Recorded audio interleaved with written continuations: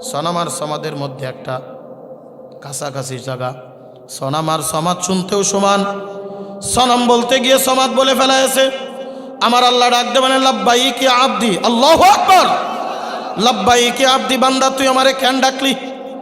ফেরেশতারা ডাক দে বলে রব্বুল আলামিন, ওই বান্দা তো আপনার ইচ্ছায় ডাকে নাই, অনিচ্ছায় ডাকছে। ওই বান্দা তো আপনার ইচ্ছায় ডাকে নাই, সনাম ডাকতে গিয়ে সমাদ বলে ফেলাইছে, আর আপনি সাথে সাথেই ডাকের সাড়া দিয়া দিলেন। আমার আল্লাহ ডাক দে বলে ফেরেশতারা শোন, এই বান্দা 40 বছর পর্যন্ত সনাম ডেকেছে, বলো তো সনাম তার ডাকে সাড়া দিছে? বলেন না। সনাম কেমনে ডাকের সাড়া দিবে? মূর্তি কেমনে ডাকের সাড়া দিবে? সে তো লা ইয়ানফাউ ওয়ালা ইয়াদুররুহু, সে তো কারোর উপকার করতে পারে না, ক্ষতিও করতে পারে না, কথা বলতে পারে না, খাইতে পারে না, উঠতে পারে না, চলতে পারে না, নিজের উপকার নিজেও করতে পারে না।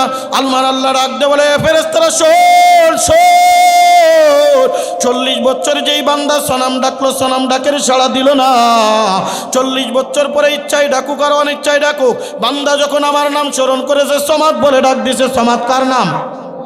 আরো জোরে কার নাম? কুল হুয়াল্লাহু আহাদ আল্লাহুস সামাদ লাম ইয়ালিদ ওয়া লাম ইউলাদ ওয়া লাম ইয়াকুল লাহু কুফুয়ান আহাদ। জোরে কোন আল্লাহু আকবার। আল্লাহর সিফাতি নামের ভিতরে একটা নাম হলো সমাদ। আমার আল্লাহ ডাক দে বলে ফেরেশতারা শোন শোন, যেই বান্দা সনাম ডাকতে গিয়ে সমাদ ডাকছে, সনাম কোনোদিন তার ডাকের সাড়া দেয় নাই। আর আমি আল্লাহ যদি তার ডাকের সাড়া না দিই, সনাম আর সমাদের মধ্যে কোনো পার্থক্য থাকে না। আমার আল্লাহ ডাক দে বলেন কুল ইয়া ইবাদিয়াল্লাযীনা আসরাফু আলা আনফুসিহিম লা তাকনাতু মির রাহমাতিল্লাহ ইন্নাল্লাহা ইয়াগফিরুয যুনুবা জামিআ ইন্নাহু হুয়াল গফুরুর রহিম।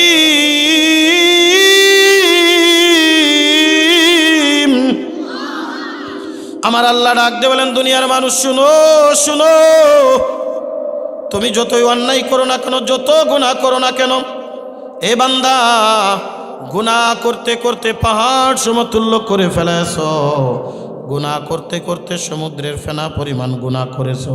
বান্দা তুই একবার আমারে ডাক, বান্দা তুই একবার আমার নাম স্মরণ কর, আমি আল্লাহ তোর জীবনের গুনাহ খাতাগুলি মাফ করে আমি আল্লাহ তোরে নিষ্পাপ মাসুম বান্দা বানিয়ে দিব।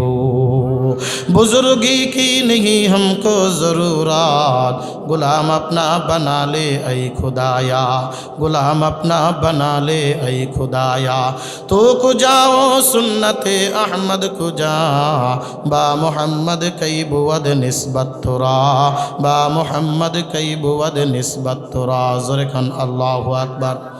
বান্দা তুমি গুনাহ করে ফেলেছো না, আল্লাহর রহমত থেকে নৈরাশ হয়ে যাও না। বান্দা তুমি গুনাহ করে ফেলেছো, আমি আল্লাহর রহমতের দরজা খোলা। বান্দা তুমি গুনাহ করে ফেলেছো, আমি আল্লাহর রহমতের দরজা বন্ধ করে দেই নাই। বান্দা তুই আমারে ডাক, উদউনি আস্তাজিব লাকুম, বান্দা তুই আমারে ডাকবি, আমি তোর ডাকের সাড়া দিয়া দিব। ফাজকুরুনি আযকুরুকুম ওয়াশকুরুলি ওয়ালা তাকফুরুন, বান্দা তুই আমারে স্মরণ কর, আমি আল্লাহ তোরে স্মরণ করব। বান্দা তুই যতই গুনাহ করিস না কেন, আমি আল্লাহর রহমতের দরজা খোলা। বান্দা তুই গুনাহ কাতার মুখ নিয়ে আমি আল্লাহর একবার ডাকবি, আল্লাহ একবারে ডাক দে, বলো না আল্লাহ, একবারে ডাকো আল্লাহ। আমার আল্লাহ ডাক দে বলে বান্দা তুই আমারে যখনই ডাকলি, আমি আল্লাহ তোর ডাকের সাড়া না দিয়া পারলাম না। বান্দা তুই আমারে ডাকবি আর আমি আল্লাহ তোর ডাকের সাড়া দিয়া দিব। কলিজার টুকরা যুবক রে, এই কারণে আল্লাহকে কখনোই মহাব্বত ছাড়বো না, আল্লাহর ভালোবাসা ছাড়বো না। আমার আল্লাহ ডাক দে বলে বান্দা রে, এক নম্বরে বান্দা আমার দরবারে ঈমান আনো, দ্বিতীয় নম্বর বান্দা আমারে মহব্বত করো, আমারে ভালোবাসো, আমার মহব্বত করো। কারণ আমারে যদি তুমি মহব্বত করতে পারো, আমার ভালোবাসা নিয়ে যাইতে পারো, ওই অন্ধকার কবরে তোমার সঙ্গী কেউ হবে না। ছেলে তোমার সঙ্গে যাবে না, মেয়ে তোমার সঙ্গে যাবে না, ভাই তোমার সঙ্গে যাবে না, বন্ধু তোমার সঙ্গে যাবে না, স্ত্রী তোমার সঙ্গে যাবে না, স্বামী তোমার সঙ্গে যাবে না। এ কলিজার টুকরা যুবক, এ মুরব্বী বাবাজিরা রে, এ নড়াইলের পর্দার অন্তরালের মাগো, কেউ আমার সঙ্গে যাবে না। পাড়াইয়া পাড়াইয়া অন্ধকার কবরে দিয়ে আসবে, 2 দিন 3 দিন কানবে, আমাকে আপনাকে বলিয়া যাইবে এই সমাজের মধ্যে কত মানুষের সাথে আমার মহব্বত ছিল, আজকে তারা দুনিয়ার জমিনের ভিতরে নাই না, তাকে আমরা বইলা গেছি। এ কলিজার টুকরা যুবক রে, তাকায় দেখো নড়াইলের ভিতরে এক সময় যারা রাজত্ব করত, যারা দুনিয়ার থেকে বিদায়, তাদের নামগন্ধ পর্যন্ত নাই। জোরে কোন কথা ঠিক কিনা? ওই অন্ধকার কবরে কি নিয়ে মাওলার কবরে যাবা? ওই অন্ধকার কবরে আল্লাহর দরবারে কেমনে দাঁড়াবা? আমার আল্লাহ ডাকতে বলে, বান্দা তোমরা যখন দুনিয়ার থেকে বিদায় নিবা, আমি আল্লাহ ঘোষণা করে দিলাম, ওয়ালা তামুতুন্না ইল্লা ওয়া আনতুম মুসলিমুন।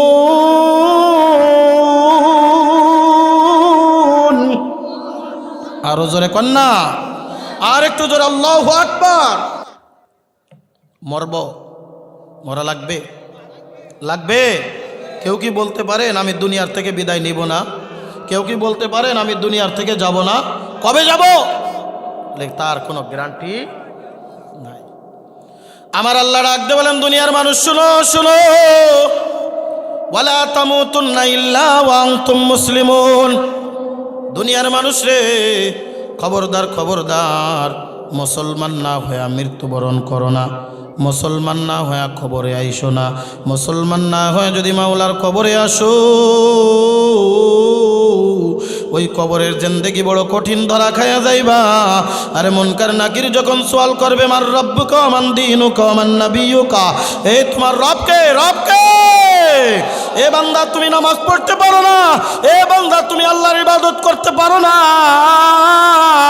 ওই কবরে তোমার আল্লাহর নাম স্মরণ হবে না, ওই কবরের ভিতরে আল্লাহরে ডাকতে পারবে না।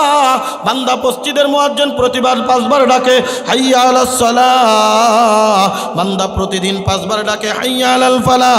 এ বান্দা তুমি যদি মসজিদে না যাইতে পারো, ওই নামাজের কাতারে দাঁড়ায়া ইমাম সাহেবের সাথে তাকবীর ওয়ালাই যদি না বলতে পারো আল্লাহু আকবার, যেই আল্লাহ পাক রব্বুল আলামিন রূহের জগতে আমাকে জিজ্ঞাসা করেছিলেন, আলাস্তু বিরব্বিকুম, আমরা বলেছিলাম ক্বালু বালা ইয়া রাব্বি, হ্যাঁ আমি আমাদের রব, আপনি আমাদের রব, আপনি আমাদের রব।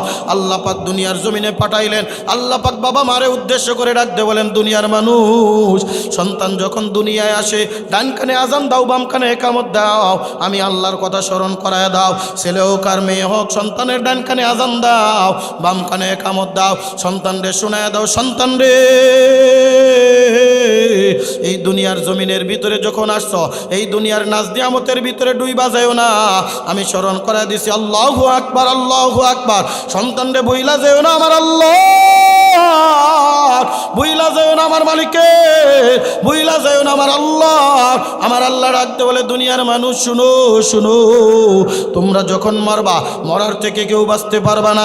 আইনামা ইউদরিকুমুল মাউত ওয়ালাউ কুনতুম ফি বুরুজিম মুশাইয়াদা, এ যদি সিন্ধুকের মধ্যে পালায়া থাকো, দুনিয়ার কোনো মানুষ তোমারে দেখতে পায় না, দুনিয়ার কোনো মানুষ তোমারে খুঁজা পায় না, আজরাইল কিন্তু তোমার সামনে হাজির হয়ে যাইবে।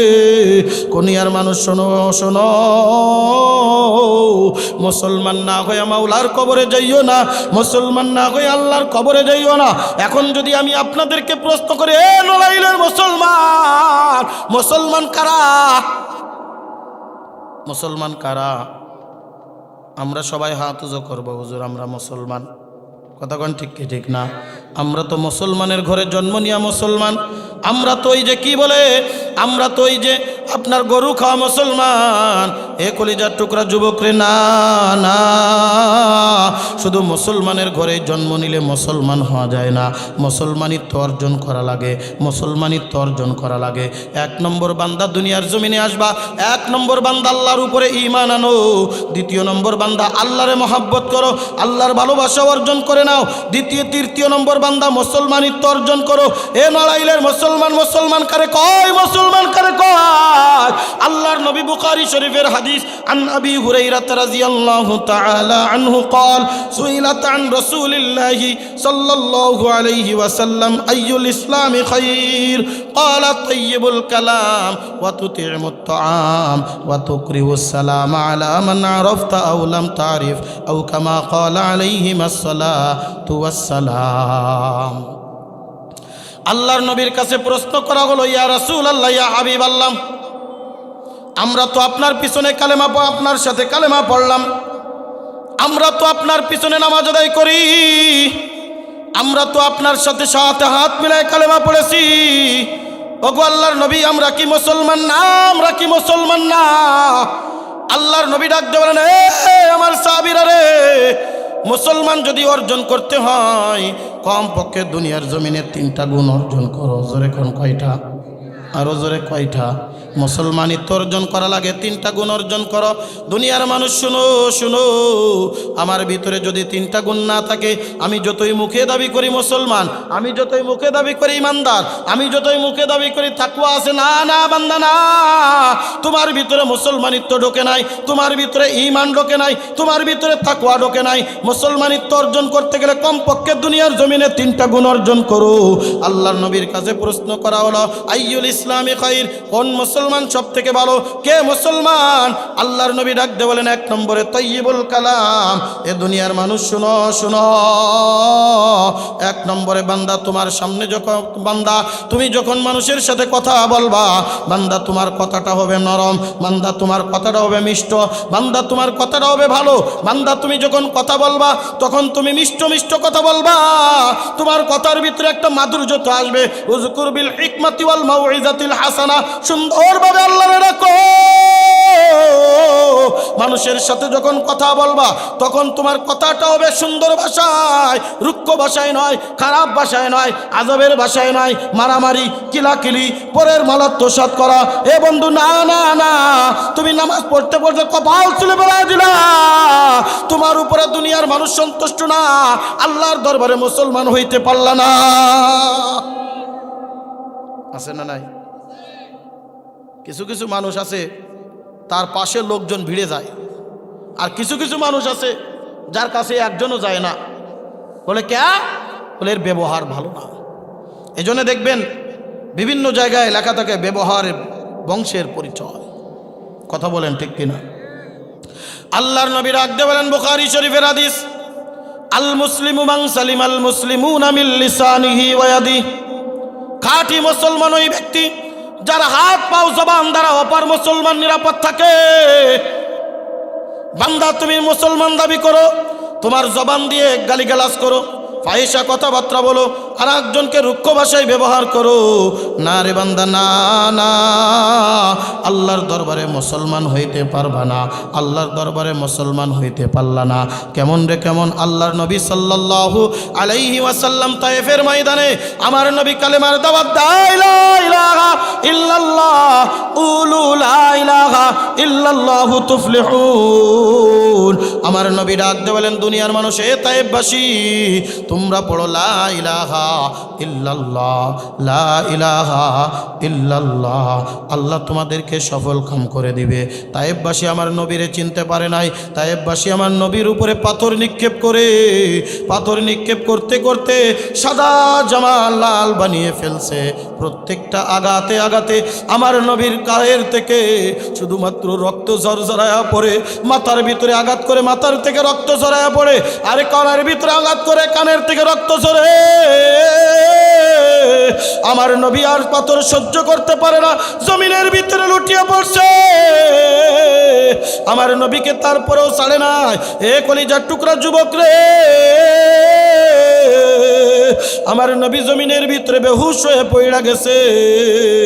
এরপরে তায়েফের দুষ্ট পোলাপান আমার নবীর গায়ের উপরে শুধু পাথর নিক্ষেপ করতেছে, পাথরের স্তূপ জমা হয়ে গেছে।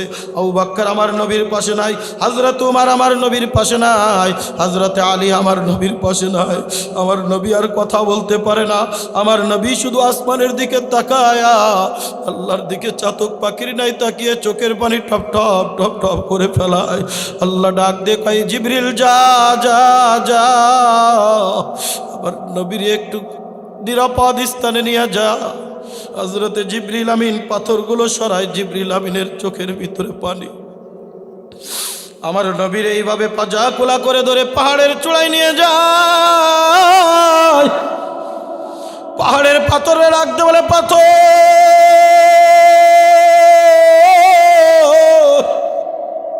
সরওয়ারে কায়নাত দো জানের বাদশা জনাবে মুহাম্মদুর রাসূলুল্লাহ সাল্লাল্লাহু আলাইহি ওয়াসাল্লামকে আজকে তোর সামনে আসছি, একটু নরম বিছানা বিছায়ে দিতে পারবি নি? কিতাবের ভিতরে সাক্ষী সিরাতে মোস্তফা পড়ে দেখবেন, কলিজার টুকরা যুবক, পাথরেরটা নরম বিছানা হয়ে গেছে।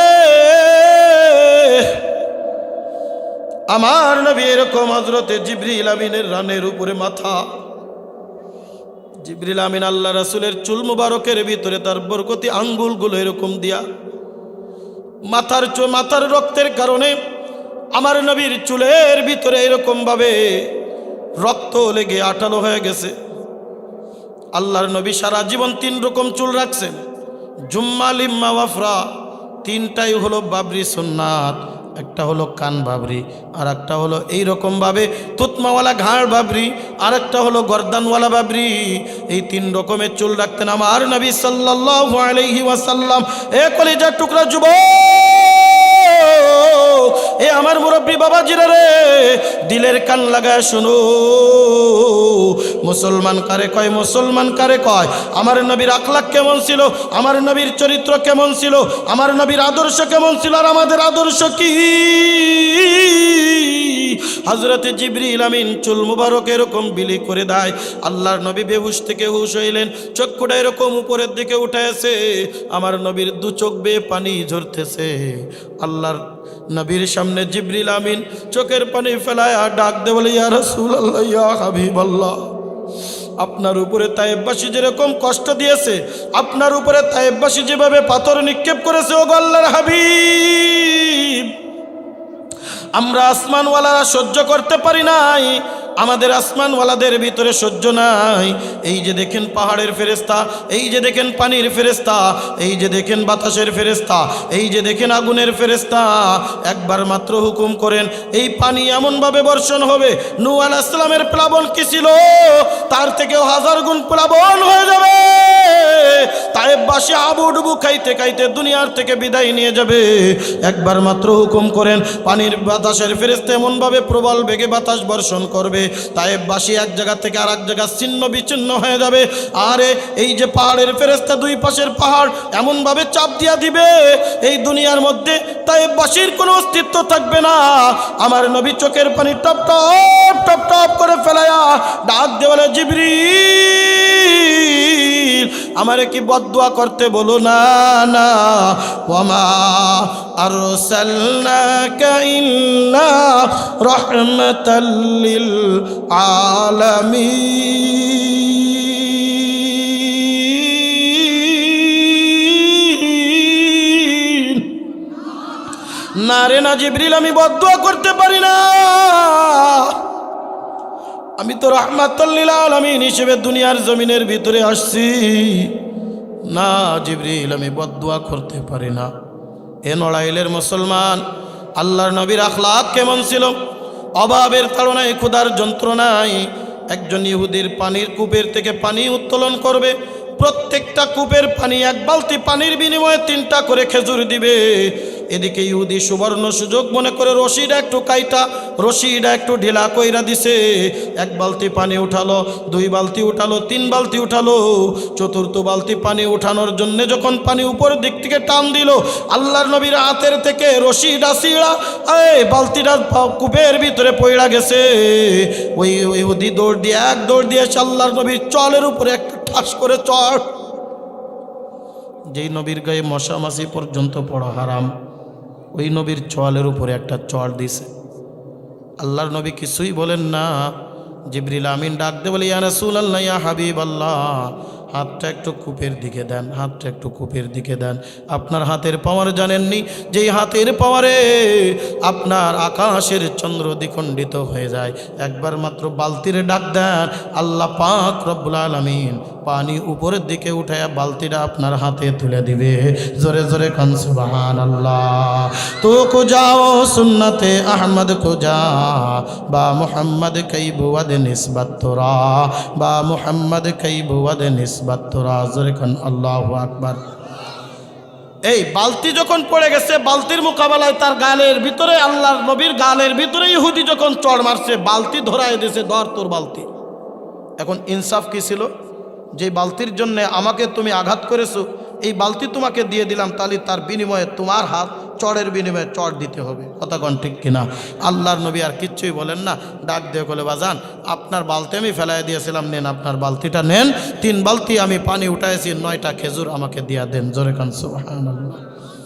ওই লোকটা আল্লাহর নবী যখন বাসায় চলে আসছে, বাসায় আসার পরে আল্লাহর নবী নিজে খাইছেন, নাতিদেরকে খাওয়াইছেন, মা ফাতেমাকে দিয়েছেন। ওই লোকটার ভিতরে এবার আফসোস শুরু হয়েছে, আমরা হইলে কি করতাম, আমরা হইলে তো দেখাই ছেড়ে দিতাম। গতকাল আমারে নড়াইল বাস স্ট্যান্ডে পাইয়া, একা পাইয়া আমারে পিঠাইছিলি, আজকে ভাই ব্রাদার নিয়ে আসছে, আয় উত্তর দক্ষিণ কারে কয় সব দেখায়া দিব। জোরে কোন কথা ঠিক কি ঠিক না? একদল ক্ষমতায় গেলে আর একদল ক্ষমতা থেকে নামলে দেখবেন ওই দল তার থেকে বেশি নির্যাতন করে। জোরে কোন কথা ঠিক কি ঠিক না? আল্লাহর নবী কিছুই বললেন না, লোকটার ভিতরে একটা আফসোস, আফসোস। রাত্রে শোয়ার জন্য বিছানায় গেছে, ঘুম আসে না, ঘুম আসে না, বিছানায় শুধু গড়াগড়ি করে। একবার ডাইনে কাত হয়, আবার বামে কাত হয়। বিবি ডাক ধরে, স্বামী তুমি এমন কেন করো, তুমি এমন কেন করো? দিনের বেলার ঘটনা যখন খুইলা বলছে, বিবি ডাক দে বলে, স্বামী গো, ঘটনা যদি সত্যি হয় আর দেরি কইরেন না। এইরকম মানুষ পৃথিবীর জমিনে হইতে পারে না, এইরকম মানুষ তো সাধারণ কোনো মানুষ হইতে পারে না। ওগো স্বামী, একটা জলদি করে চইলা যাও, চইলা যাও, ওই লোকটার কাছে মাপ চায়া কালেমা পড়ে মুসলমান হয়ে যাও। জোরে কন্যা আল্লাহু আকবার। ওই লোকটা সকাল হয়ে গেছে, এক দৌড়ে আমার নবীর দরওয়াজায়, মোহাম্মদ ঘরে আসো, ঘরে আসো, পা দুখানি বাড়ায় দাও, আমি অন্যায় করেছি, জুলুম করেছি, আমি তোমারে মারছি, জুলুম করেছি, জলদি করে আমারে ক্ষমা করো। আর পড়ায় দাও লা ইলাহা ইল্লাল্লাহু মুহাম্মাদুর রাসূলুল্লাহ। এ নড়াইলের মুসলমান, এ কলিজার টুকরা যুবক রে, এ পর্দার অন্তরালের মাগো, এইরকম একটা দুইটা নয়, সিরাত ইবনে হিশাম পড়বেন, সিরাতে মুস্তাফা পড়বেন, সিরাতে খাতিমুল আম্বিয়া পড়বেন, আল্লাহ রাসূলের সিরাত পড়বেন। এইরকম হাজার হাজার ঘটনা আল্লাহ রাসূলকে কষ্ট দেয় না, আল্লাহ রাসূল কষ্ট দেয় না, ওরা পরে মুসলমান হয়ে যায়। জোরে কন্না আল্লাহু আকবার। আল্লাহর নবী রাখতে বলেন, দুনিয়ার মানুষ শুনো, শুনো, আল মুসলিমু মান সালিমাল মুসলিমুনা মিন লিসানিহি ওয়া ইয়াদি। খাঁটি মুসলমান ওই ব্যক্তি যার হাত পাও জবান দ্বারা অপর মুসলমান নিরাপদ থাকে। কলিজার টুকরা যুবক রে, যৌবনের তাড়নায় তুমি মানুষের উপরে নির্যাতন করো না, জুলুম করো না, অন্যায় করো না, কারুর সাথে খারাপ ব্যবহার করো না। তুমি দেখবে একজন মানুষের সাথে যত ভালো ব্যবহার করবা, ওই মানুষটা তোমার বন্ধুতে রূপান্তরিত হয়ে যাবে। এই একজন মানুষের জোর করে যা কিছু আদায় করে নেওয়া যায়, ভালোবেসে তার থেকে বেশি নেওয়া যায়। কথা কয় না? ভালোবেসে অনেক বেশি আদর করে নেওয়া যায়। জোর করে কয় টাকা নেবেন, 1 টাকা দে, জোর করলেন, দেখাগুলো ভয়তে অথবা আপনার অত্যাচার নিপীড়নের ভয়তে আপনি যা চাইলেন দিল। মহাব্বতের সাথে দেখবেন কলিজা পর্যন্ত কেটে দিবে। জোরে কোন কথা ঠিক কি ঠিক না? এই জন্যে যারা নেতা আছেন, নেতা যারা আছেন তাদের ভিতরে এই গুণটা বেশি থাকা দরকার। আর আমার দেশের নেতা তো নির্বাচনের আগে, নির্বাচনের পরে আর খবর থাকে না। জোরে কোন কথা ঠিক কি ঠিক না? কারণ নির্বাচনের পরে দেখবেন ও লোকটার ভিতরে আর কোনো খবর নাই। ভোটের আগে ফস করে পরে আর করে না, ভোটের আগে ফস করে পরে আর করে না। নির্বাচনের আগে খেজুর গাছ দেখলেও সালাম আসসালাম আলাইকুম কয়, স্যার ওটা তো খেজুর গাছ মরে পড়ে রয়েছে, মরার পরে দেখবেন জুটি রয়েছে, আসসালাম আলাইকুম কয়, স্যার ওটা তো মানুষ না, ওটা তো খেজুর গাছ। আরে চাওয়াই হোক, সালাম তো দিতে হবে একটা। এক মুরব্বী বাবা ভোট দেওয়ার জন্য যাচ্ছে, দেখবেন প্রত্যেকটা ক্যান্ডিডেটের কিছু চেলা চামুন্ডা ভোট কেন্দ্রের আশেপাশে ঘুরে বেড়ায়, দাদা ভোটটা আমারে দিও, চাচা ভোটটা আমারে দিও, আমার কেন্দ্রের মনে আছে তো, এই মার্কায় ভোট দিবা, এই যে এই জায়গায় ভোটটা মারিয়ে আসবা। কয় ঠিক আছে। বলে চাচা কৃষি দিবা? ও দাদা কৃষি দিবা? বলে কে? এই মার্কায় দেবো। ও আপনি তো আমাদের লোক, আসেন। আরসি কোকোকলার একটা বোতল খুলছে, ফস করে উঠছে, এক গ্লাস পানি খাওয়াই দিয়েছে, জান চাচা ভোটটা দিয়ে আসে। ফস করা পানি খাইলে দেখবেন পেটের ভিতরে হালকাটা ঢেকুর উঠে, পেশের গ্যাস ট্যাস যদি থাকে তাহলে সব আস্তে আস্তে চলে যাওয়া শুরু করে। গ্রামের বৃদ্ধ বাবা তো ওইগুলো কিনে খাবে কোন সময়, আর খাওয়ার তেমন একটা পায় না। মনে করলো ভোটটা দিয়ে আসলাম, এখন দেখি নাতিকের কাছ থেকে আর এক গ্লাস পানি খেয়ে তারপরে আস্তে আস্তে বাড়ির দিক যাবানে। এবার ডাক দেখায়, নাতি কই? বলে এই তো আসি দাদা, ভোটটা দেছো? কয় হ্যাঁ, জাগা মতো বসেছি। কয় নাতি আর এক গ্লাস পানি হবে না? কয় কেন হবে না, জমেছেন। এবার স্বাভাবিক বোতল থেকে খুলেছে, ফার্স্ট টাচার করে নাই। এবার নাদায় ডাক দে, বলে নাতি ওই যে ফস করলো না তো? কয় দাদা ভোটের আগে বস করে, ভোটের পরে আর করে না। কথা কয় না? ভোটের আগে ফস করে, ভোটের পরে আর, ভোটের আগে দেখবেন পাগল হয়ে যায়, ভোটের পরে আর 10টার আগে চেয়ারম্যান সাহেবের ঘুম ভাঙে না, এমপি সাহেবের ঘুম ভাঙে না, 10টার আগে আর খবর নেই না। এরপরে আপনাকে আর চিনবে না, এর আগে কত আত্মীয় পাতায় ফেলবে, আছে না নাই? নেতাদের ভিতরে এই গুণটা থাকতে হবে। ও নেতারা, যদি এই গুণটা অর্জন না করতে পারো, পিছনের দরজা দিয়ে হেলিকপ্টার দিয়ে পালাইতে হবে। যেরকম কথা ঠিক কি ঠিক না? অত্যাচার করে, নিপীড়ন করে, জুলুম করে মানুষের ভালোবাসা অর্জন করা যায় না। যেই ভালোবাসা অর্জন করা যায় বুকের ভিতরে টেনে নিয়ে, যেরকম কথা ঠিক কি ঠিক না? দেখেন না 16 বছরে স্বৈরাচারী করেছে, আলেমদের উপরে নির্যাতন করেছে, হাত কড়া পড়িয়েছে, আর আলেমদেরকে জেলখানা বন্দি রেখেছে। জনগণ এমনভাবে তাদের উপরে কেঁপেছে, এই জনগণ পিছনের দরজা দিয়া হেলিকপ্টারে দাদা বাবুর দেশে পাঠিয়েছে। যেরকম কথা ঠিক কি ঠিক না? আর যে আলেমদেরকে তারা মানুষের থেকে দূরে রাখানোর চেষ্টা করেছিল, এই আলেমদেরকে কলিজা দিয়া ভালোবাসছে। দেখেন নাই ডক্টর মিজানুর রহমান আজহারি, যারে দেশান্তরিত করা হয়েছিল, মানুষের থেকে দূরে রাখার চেষ্টা করা হয়েছিল। গত কয়েকদিন আগে কক্সবাজার পেকুয়াতে একটা মাহফিলে কমপক্ষে 10-12 লক্ষ লোক তার একটা কথা শোনার জন্য পাগলের মতো হন্য হয়ে চলে গেছে। জোরে কোন কথা ঠিক কি ঠিক না? 3 তারিখে আসতেছে, কোথায় যাবেন ইনশাল্লাহ? আগামীকাল আল্লামা মামুনুল হক, কারা নির্যাতিত নেতা, যাবেন তো ইনশাল্লাহ? ওলামা ইকরামদের থেকে দূরে রাখা যায় না, মাদ্রাসা থেকে ধর্মপ্রাণ মুসলমানদেরকে দূরে রাখা যায় না। কথা বলেন ঠিক কি ঠিক না? এই বাংলাদেশ ইসলামের দেশ, বাংলাদেশের মানুষ ধর্মপ্রাণ, কথা বলেন ঠিক কি না? ইসলাম থেকে দূরে রাখার চেষ্টা করবা, তারা ইসলামের প্রতি আরো আকর্ষিত হবে।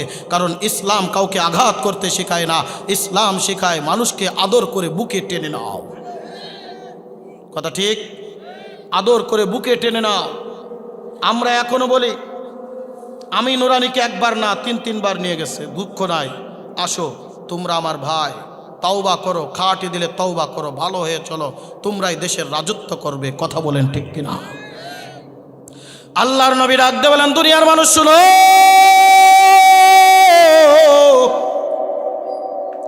এক নম্বর তোমার ভিতরে গুণ হবে, মানুষের সামনে যখন কথা বলবা, মানুষের সাথে ব্যবহার থাকবে উন্নত। উসওয়ায়ে হাসানা। আজকের মাহফিলের প্রধান অতিথি আমার উস্তাদে মোহতারাম শাইখুল হাদিস হযরতুল আল্লাহ মুফতি জিহাদুল ইসলাম সাহেব, মাদ্রাসার নাম রাখছেন উসওয়ায়ে হাসানা মাদ্রাসা খুলনা। উসওয়ায়ে হাসানা থাকতে হবে। কি থাকতে হবে? হুজুররে বলবো, হুজুর যেন উসওয়ায়ে হাসানা সম্পর্কে কিছু কথা বলে যান। উসওয়ায়ে হাসানা কি? একটা মানুষের ভিতরে যদি উসওয়াতুন হাসানা না থাকে, ওই মানুষটা আল্লাহর দরবারে মুসলমান হতে পারে না। জোরে কোন কথা ঠিক কি ঠিক না? বন্ধুরে আমার সময় একেবারেই কম, বিস্তারিত আলোচনা করার সুযোগ নাই। শরীরটাও বড় ক্লান্ত, গলাটাও বড় ভাঙ্গা।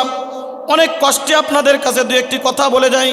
আমি আবার বাস্তবতা নিয়ে কথা না বললে আমার কাছে ভালো লাগে না। যেই কথাগুলো মানুষের জন্য একান্ত জরুরি, যেই কথাগুলো যদি আমি আমল করে যাইতে পারি, কলিজার টুকরা যুবক রে, এই দুনিয়াও আমি শান্তি পাবো, আখিরাতের জমিনে ওই আল্লাহ তাআলা ডাক দিয়ে বলবেন, আয় বান্দা আয়। এ দুনিয়ার মানুষ, এ কলিজার টুকরা যুবক, আয় আয় আয়। দুনিয়ার জমিনের ভিতরে তোর উসওয়াতুন হাসানা ছিল, দুনিয়ার জমিনের ভিতরে আখলাক চরিত্র ভালো ছিল, দুনিয়ার জমিনের ভিতরে আমি আল্লাহরে মহব্বত করেছো, ঈমান নিয়া ইসলাম নিয়া কবরে আসছো, তোরে আমি আজকে জাহান্নামে দিব না। আয় আয় আয় আয় আয় আয়, তোর জন্য আমি জান্নাত দিয়া রাখলাম। জোরে জোরে কোন আল্লাহু আকবার। জান্নাত ও দোজখ से या रब क्या करो, आरज़ू है मैं तुझे देखा करो, होरे गलमन जैसे नेमत है तो उससे नेमत दीदारे खुदाए तो, उससे नेमत दीदारे खुदाए तो। জোরে কোন আল্লাহু আকবার। এক নম্বর গুণ কি? উসওয়াতুন হাসানা, মিষ্টি মিষ্টি কথা, নরম নরম কথা। মানুষের সামনে যখন কথা বলবো, সুন্দর ভাষায় কথা বলবো, আনন্দের সাথে কথা বলবো, মিষ্টি হেসে কথা বলবো।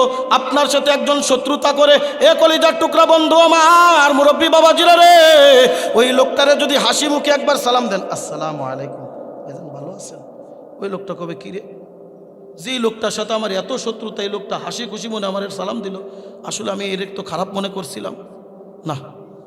দেখবেন দ্বিতীয়বার আপনার দেয়া লাগবে না, ও আগে সালাম দেবে। কথা গান ঠিক কিনা? ভালোবাসা দিয়ে, মহাব্বত দিয়ে যা অর্জন করা যায়, হত্যা করে, জুলুম করে, নির্যাতন করে তা অর্জন করা যায় না। এই জন্য এক নম্বর আমার আখলাক থাকবে উসওয়াতুন হাসানা, তয়্যিবুল কালাম। আল্লাহ রাসূলের পরিভাষা, নরম নরম মিষ্টি মিষ্টি কথা বলো, খুশি হবেন কে? আরো জোরে বলেন। বন্ধুরে আমার, সংক্ষিপ্ত আকারে দুই একটি কথা বলে যাই। আমার আলোচনা একেবারে শেষের পথে, কলিজার টুকরা যুবক, লম্বা চওড়া আলোচনা করার সময় নাই। দ্বিতীয় নম্বর আমার নবী ডাক দেন, রে দুনিয়ার মানুষ রে, দ্বিতীয় নম্বর ওয়াতুতিমুত তাআম, অভাবী গরিব দুঃখীদের দিকে লক্ষ্য রাখা, অভাবী গরিব দুঃখীদের মুখে খাবার ফুটিয়ে দেওয়া, অভাবী গরিব দুঃখীদের মুখে খাবার উঠিয়ে দেওয়া। অভাবী গরিব দুঃখী যারা আছে, খুঁজে খুঁজে তাদের মাঝে যাওয়া, তাদের কাছে গিয়ে তাদের খোঁজখবর নেওয়া, তাদের কাছে যেয়ে তাদের খোঁজখবর নেওয়া। আল্লাহর নবী ডাক দিয়ে বলেন, তোমার ভিতরে যদি গুণটা থাকে, তবেই তুমি আল্লাহর দরবারে ইমানদার হতে পারবা, তবেই তুমি আল্লাহর দরবারে খাঁটি ইমানদার হবা, তবেই তুমি মুসলমান হইতে পারবা। কলিজার টুকরা যুবকরে, বিস্তারিত কথা বলার ইচ্ছা ছিল, পারলাম না, পারবো না, সময় আমার হাতে একেবারে কম। ছোট্ট একটা ঘটনা বলেই আমার আলোচনা শেষ করব।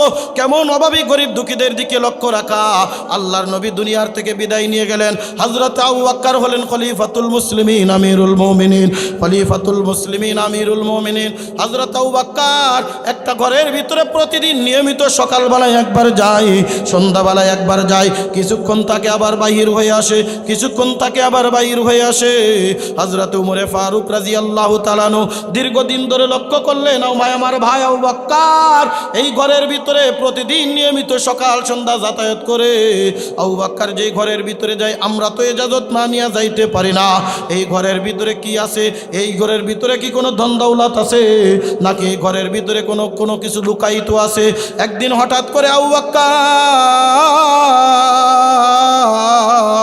ওই ঘরের ভিতরে যেতে যাবে, হযরত ওমর পিছন থেকে জামা টেনে ধরছে, ভাই আবু বকর, আপনার কাছে একটা প্রশ্ন ছিল, আপনার কাছে একটা জিজ্ঞাসা ছিল। আবু বকর ডাক দিল, ওমর বলো বলো, একটু জলদি করে বলো, আমার তাড়া আছে। বলে এত কিসের তাড়া বলেন? আমি দীর্ঘদিন ধরে লক্ষ্য করতেছি, এই যে এই ঘরের ভিতরে আপনি সকালবেলায় যান, সন্ধ্যাবেলায় যান, কিছুক্ষণ তাকে আবার বাহির হয়ে আসেন। আবু বকর ভাইজান বলবেন নি, ঘরের ভিতরে আপনি কেন যান? এই ঘরের ভিতরে এমন কি আছে? আপনার ইজাজত ছাড়া তো আমি যাইতেও পারি না, শুনতেও পারি না।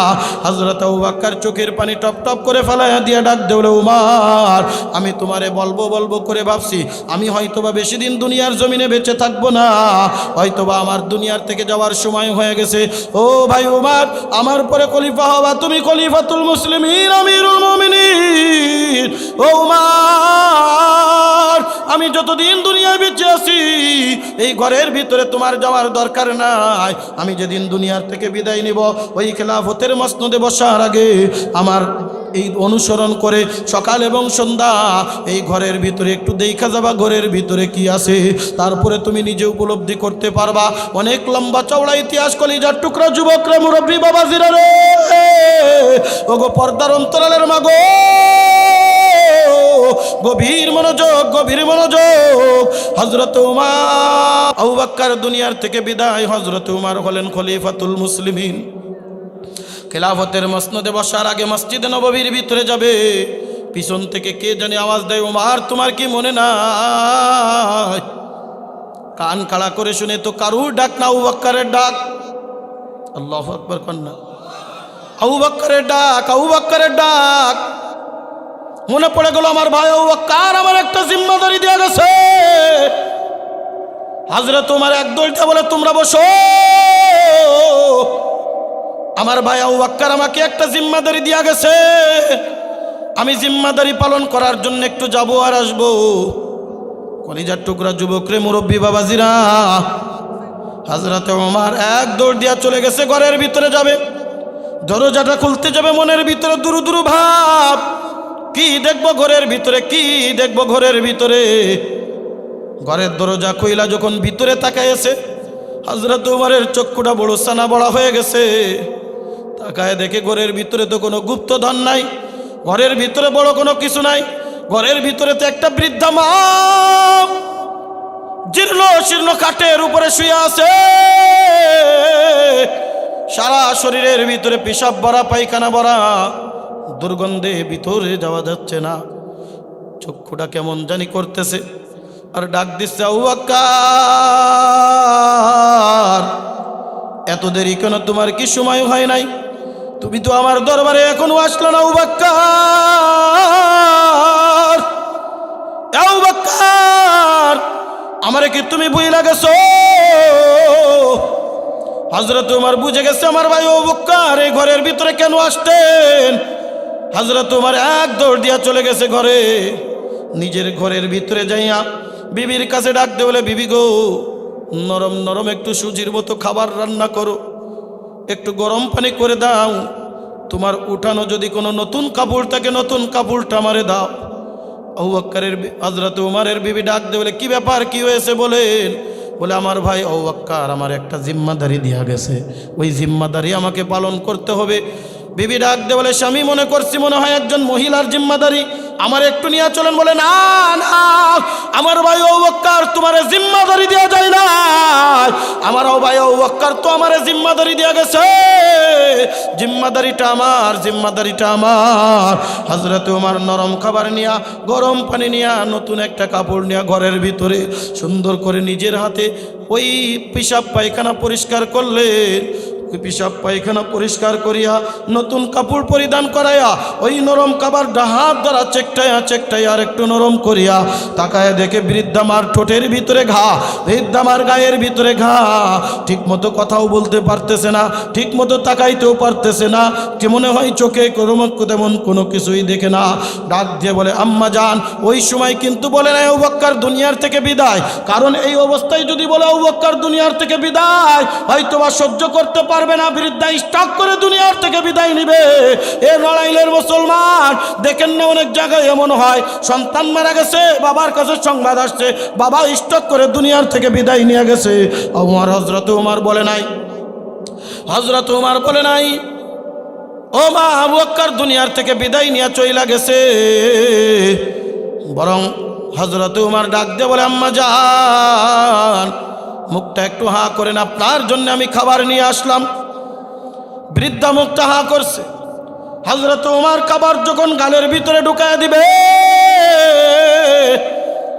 বৃদ্ধা মা চোখের পানি টপ টপ করে ফেলায় দিছে। ডাক দিয়ে বলে, উমর, আমার আবু বকর দুনিয়ার থেকে বিদায় নিয়ে গেছে, এই কথা আমারে কেন বলো নাই? আমার আবু বকর দুনিয়ার থেকে বিদায় নিয়ে গেছে, এই কথা আমারে কেন জানাও নাই? হযরত উমর অবাক হয়ে গেলেন। বৃদ্ধা চোখে দেখে না, আমি তো আবু বকরের মতো নরম খাবার নিয়ে আসছি, আমি তো আবু বকরের মতো নরম খাবার নিয়ে তার গালে দিয়া উঠাইয়া দিছি। হযরত ওই বুড়িমা কেমনে জানলো আবু বকর দুনিয়ার থেকে বিদায়? ডাক দিয়ে বলে, আম্মা জান, আবু বকর দুনিয়ার থেকে বিদায় নিয়ে গেছে, আপনি কেমনে জানলেন? বৃদ্ধা মা ডাক দিয়ে বলে, ওমর বলা লাগবে না, জানানো লাগবে না, খাবার পরিবেশনের ধরন পাল্টে গেছে, বুঝলাম আমার আবু বকর দুনিয়ার ভিতরে নাই। এইবার হযরত উমর ডাক দিয়ে বলে, ওমর, ঘরের ভিতরে আবু বকর কেমনে খাবার দিত আমি জানতাম না, হয়তো বা বুঝা গেছেন আবু বকর দুনিয়ার থেকে বিদায়। আমার এখন প্রশ্ন হলো দুইটা। জোরে কোন কয়টা? আমার প্রশ্ন হলো দুইটা। এক নম্বর প্রশ্ন হলো, আমি উমর আবু বকরের পরে আপনারে খাবার দিতে আসব, আমি তো আমার নিজের পরিচয়টা দেই নাই, আমি উমর আসবো, আপনি কেমনে জানলেন? কারণ বাবা যেই কাজ অসমাপ্ত রেখে যায়, এই কাজটা করে কেডা? সন্তান। কতক্ষণ ঠিক কিনা?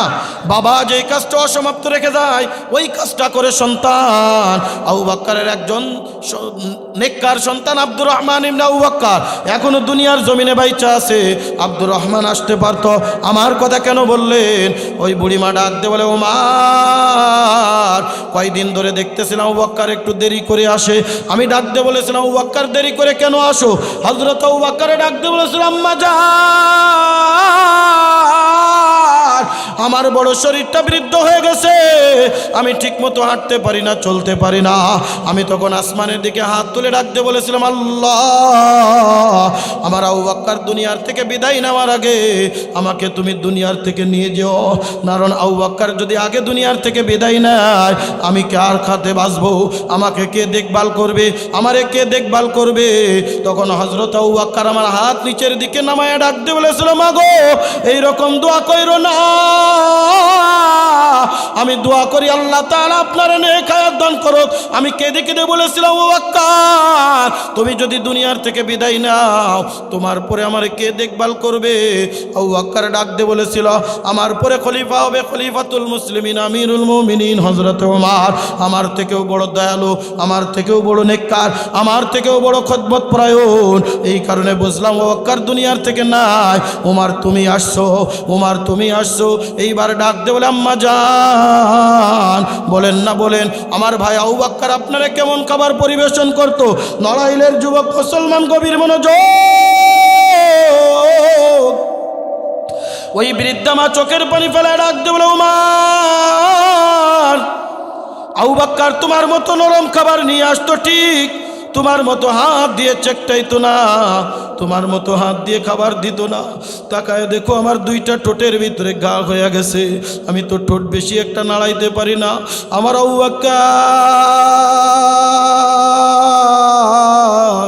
এই খাবারটা নিজের দাঁত দ্বারা চাবায়া চাবায়া, একটা পাখি যেমন পাখির বাচ্চারে খাওয়ায়া দেয়, একটা কবুতর যেমন কবুতরের বাচ্চারে খাওয়ায়া দেয়, আমার আবু বকর জিহ্বাটা আমার জিহ্বার সাথে লাগায়া, আমার আবু বকর আমার কানের ভিতরে খাবার তুলিয়া দিত, আর আমি টপ টপ টপ টপ করে গিলে খাইতাম। আমি তখন হাতের স্পর্শ পাইলাম, বুঝলাম আমার আবু বকর দুনিয়ায় নাই। এ নড়াইলের যুবক কলিজার টুকরা মুরব্বী বাবা জিরা রে, এ পর্দার অন্তরালের মাগো, অভাবী গরিব দুঃখীদের দিকে আমরা নজর দিতে পারি না, তাদেরকে দেখলে দূর দূর দূর দূর করে তাড়িয়ে দিই। এই যে আজকে আশরাফুল উলুম মাদ্রাসার উদ্যোগে মাহফিল, কত এতিম সন্তান এখানে লেখাপড়া করে, কত গরিব সন্তান এখানে লেখাপড়া করে, কত কষ্টে তাদের দিন গুজরান হয়, একটাবারও কি আমি খেয়াল নিতে পারলাম না?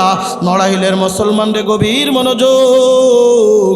এই কারণে মাদ্রাসার এতিম সন্তানের দিকে আমাকে আপনাকে খেয়াল রাখা, আমি যদি রাখতে পারি তবেই মনে আমি মুসলমান, নতুবা আল্লাহ আল্লাহর দরবারে যতই মুসলমান দাবি করি, আল্লাহ পাক রব্বুল আলামিন আমাকে মুসলমানের খাতায় নামটা উঠাইবে না। কলিজার টুকরা যুবকরে, আমার সময় শেষ। আমি আপনাদেরকে সর্বশেষ অনুরোধ করতে চাই, এই এতিমখানা মাদ্রাসা, আমি আগে একবার আপনাদের এখানে এসেছিলাম, যখন এই মাদ্রাসার বিল্ডিংয়ের সাদ হইল না, আমি তখন আপনাদের মাঝে কিছু আবদার করেছিলাম, আপনার আবদারটা পূরণ করেছিলেন।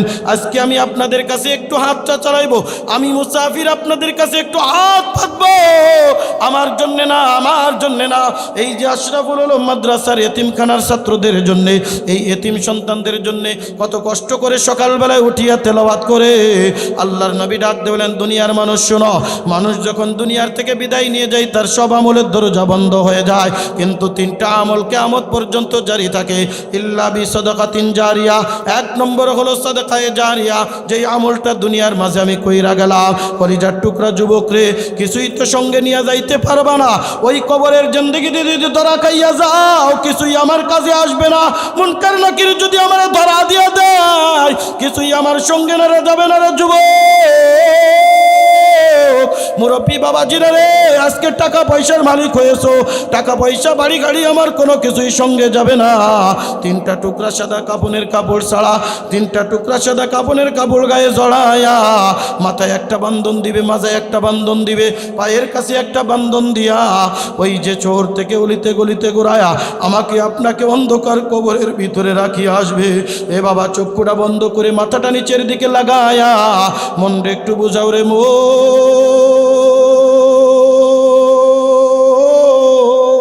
আজকে যদি দুনিয়ার থেকে বিদায় নিয়ে যায়, ওই অন্ধকার কবরে তো আমার কেউ সঙ্গী হবে না।